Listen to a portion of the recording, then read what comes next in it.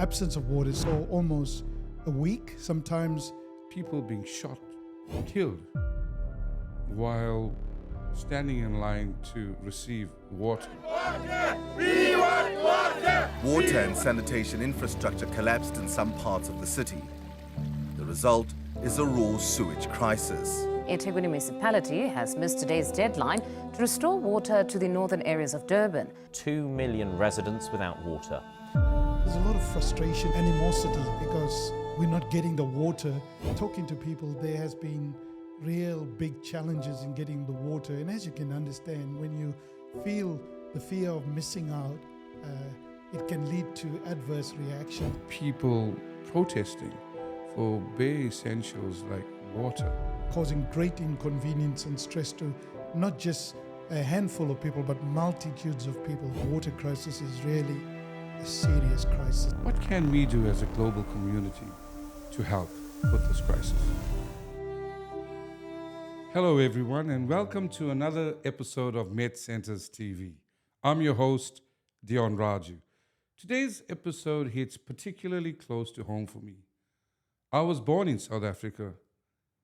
Durban is a place of breathtaking beauty and vibrant culture, but behind the stunning landscapes and warm smiles lies a harsh reality: the water crisis. Factors like climate change, population growth, infrastructure limitations, and natural disasters have contributed to this crisis. This brings us to the introduction of our next guest, or our guest today, Pastor Alan Pillay. Pastor Alan Pillay and myself, well, I know Alan for the best part of, maybe 30 All of years. life. Yes. Welcome, Alan. And it's an absolute pleasure to have you on the podcast today. I knew sooner or later it was going to happen, but we're so privileged to have you today.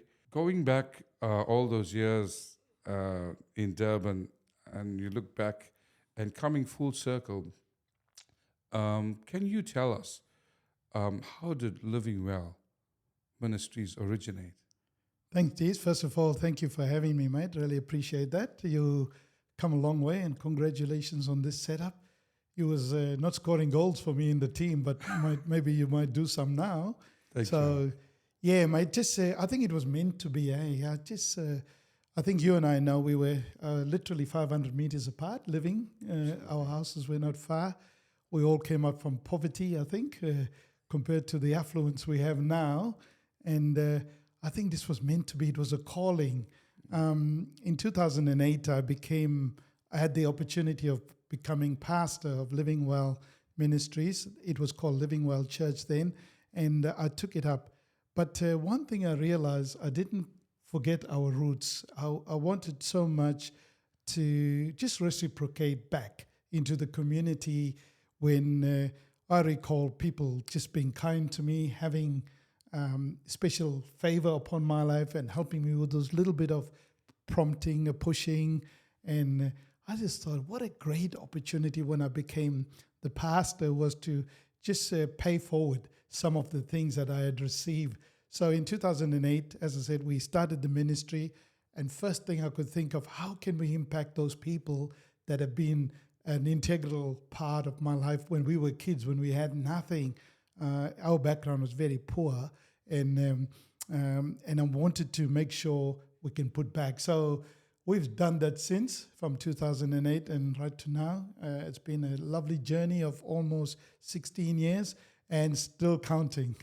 So yeah, there we are. So, Al, what is the water crisis in Durban? You might have heard it being in our local community. You probably got just as much information as me. There was floods recently that have damaged the infrastructure, pipes being corroded or pipes being broken or vandalized. And there are many communities, in fact, more communities from my understanding than not, that are having serious water shortages, some up to 2-3 weeks.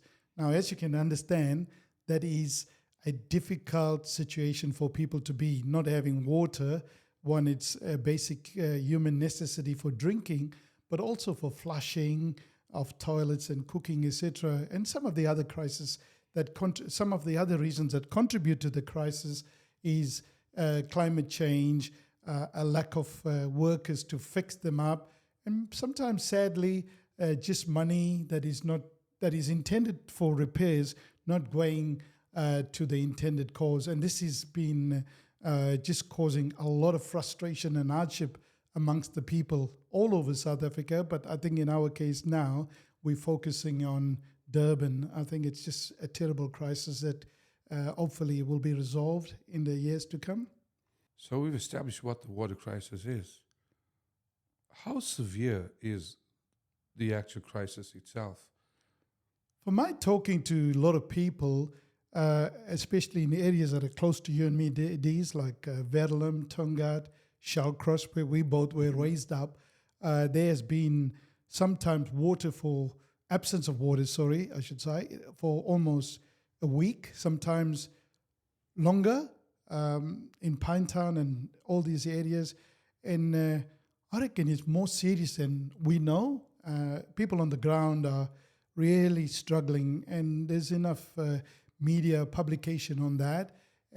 We think it's bigger than it's been broadcast as. Oh, we've seen media coverage of people being shot, killed, while standing in line to receive water. Why is this so? I think it is because it's everyone's eagerness to get the water or get to the water or get the water to them. There's a lot of frustration. There's a lot of skipping of queues, etc., from my understanding, and a lot of animosity because, we're not getting the water. So it's causing a bit of real frustration to people.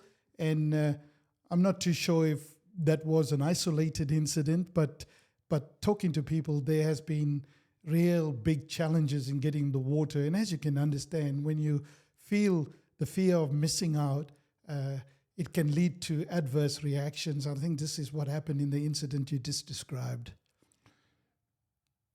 I've seen media coverage of protests. I've seen media coverage of people from all demographics in terms of age-wise and affluency-wise. But I've also seen sad coverage of people protesting for bare essentials like water. And is the local authorities taking any action to help with the situation? In my understanding, again, it's they promise delivery, but sometimes those promises are empty. So that causes more and more frustration. I'm sure they're trying, but I think with the depletion of resources, manpower resources, financial resources, and the lack of coordinating all these rebuilding programs, I think they're not moving as fast. But in the meantime, it's the people in the street or in the houses that are struggling because they have to walk long distances to water trucks and carry heavy buckets or utensils to fetch the water. And I'm sure that is causing great inconvenience and stress to not just a handful of people, but multitudes of people, from my understanding. Do we know how long this crisis has been going on? When did the floods occur? I think in 2022 there was lots of floods. As you know, South Africa had the electricity crisis, but now it's gone to water. People were sort of patient with the electricity situation, but now with the water crisis, it's becoming almost uncomfortable. So it's been happening for a while, but the water crisis is more recent than the electrical crisis. So I know I'm digressing a bit, but I think in context, in terms of crisis, so we've had an electricity crisis. What actually is that electricity crisis? What it's called, Dion, you probably know that it's called load shedding, where due to the demand being greater than the supply, people will be, the government or the authority of the day will probably shed the loading of electricity various houses. So you could have electricity going off in your house for 3 hours at a time. But and you could just be in the middle of dinner, like it happened to me once when I visited there, and the lights went off. And people have sort of got used to it, but I think the water crisis is really a serious crisis that are causing great inconvenience and stress at the moment. So for the people in Durban and these suburbs, they have a shortage of electricity on a daily basis, and now they have a shortage of water. That is right. Wow. What can we do as a global community to help with this crisis? These I don't know if we can fix it, but I've learned from just from my own experiences, sometimes we can't do everything, but we can do something. Recently, I was thinking about how we can help, because we have a big contingent of South African people in this community, as you know, you're part of it. And I thought, well, it'll be such a wonderful idea, we're raised in that country, we could do something to help. We're probably not going to do everything, as you can. We're probably not going to even alleviate the water crisis, but let's see what we can do. Let's do something that might just bring a little bit of encouragement, if not necessarily enough water, to our people. So that's what we thought this year. We will just rally everybody around and maybe get together, have a fundraiser, and look at how we can raise some funds to assist in water provision where we can in Durban. Livingwell Ministries. What has Livingwell Ministries done as an organization from its inception towards mission work? Good question, Diana. I don't know. I was personally impacted a lot when I was a kid by missionaries that came from Africa. I understand the effectiveness of ministry or missionaries in our lives. So when I came to Australia, I said, we can do something, coming out of the country. So from almost 2005, we had some few humanitarian projects. I don't remember all the details, but I'll give you some of the leading projects we've done. We put water wells in India, about 11 water wells in India, way back in 2005. Some of them are still going and still supplying good quality water.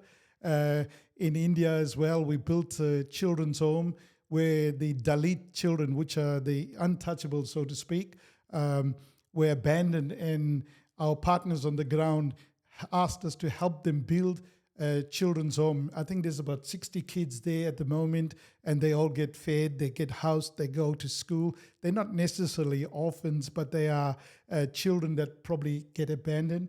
In Uganda in 2010, we built a house and for 8 kids with their house mother with the Waitara project, which you probably remember or know a bit. And we've done lots of work. There's a project in India also called the Railway Kids Project that helps abandoned children who live on the railway stations, mainly in Agra.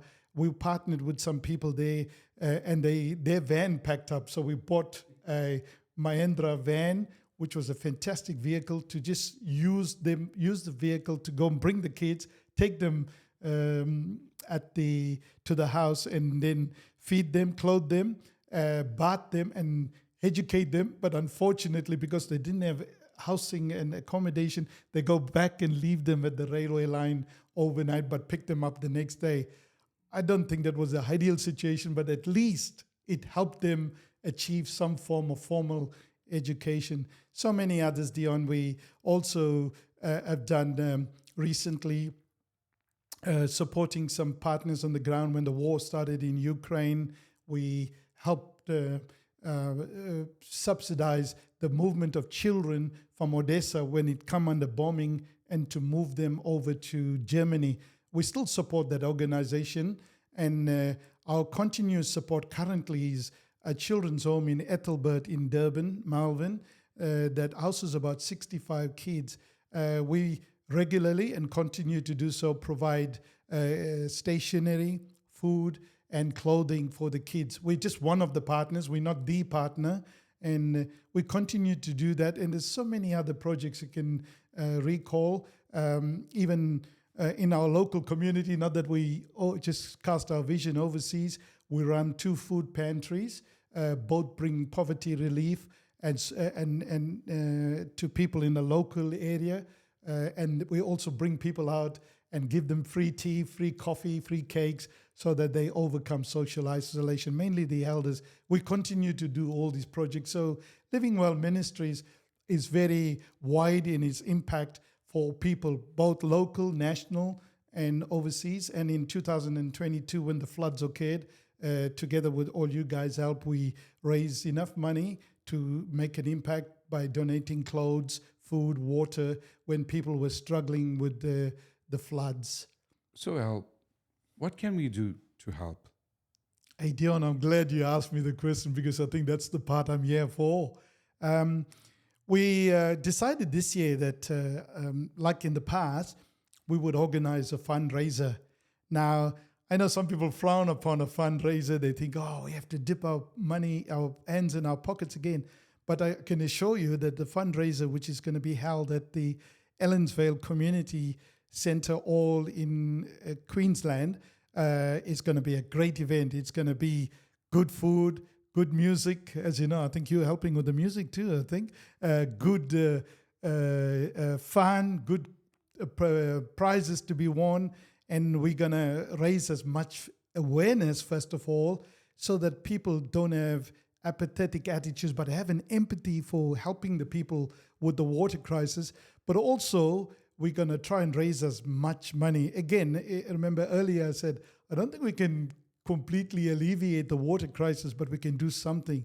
This will encourage people on the ground there back home that, these Australians, South Africans who left to live in Australia haven't forgotten us. So here we are again, the fundraiser on the 25th of May this year. I think the tickets will come up on your screen as well. They're $60 per person, $120 a couple. I can assure you from my past experiences, you get more value for the amount you do pay. But we would love as many people to come. I think we can only take 200 people, if that. But if you can't help or come physically to the banquet, as we will implore you, you can give donations that I'm sure will be referenced. The details will be referenced at the end of the program. So please help us. The more we get, the more water we're going to be able to deliver. What do you reckon, Dees? Can we go there? 100%. Thanks. Thank you, Alan. Your team at Livingwell Ministries and yourself is doing a fantastic job, and long may it go on. Hey, Dees, I must say thank you to you, Bad, because I've never done this big-time promotion like you've encouraged me to do, but thank you so much for putting us on a public platform. Again, it's not for us. It's to get as much as we could to ensure that we could do as much as we can. Cheers, mate. Thank you, hey. No problems at all. And to our viewers and our audience and everyone associated with MCTV TV, thank you again, Al, for appearing on today's podcast. All the details for the fundraiser, for contributing towards the Durban water crisis would be in the details below. And we thank you again for your ongoing support. Please come out on that fundraising day, the 25th of May. Your support will be highly, highly appreciated. Every cent that you put towards donating towards the Durban water crisis will go to the people to help provide bare essentials of water. The date again, the 25th of May, the venue, Helensvale Community Hall. There's 200 tickets for the actual event. There's going to be lots of fun on the night, fantastic food. So don't be shy. Come out. Support the worthy cause. Livingwell Ministries fundraiser for the Durban water crisis on May the 25th. From myself, Dion Raju, your host here at MCTV. Until I see you on the next episode, goodbye and bye for now.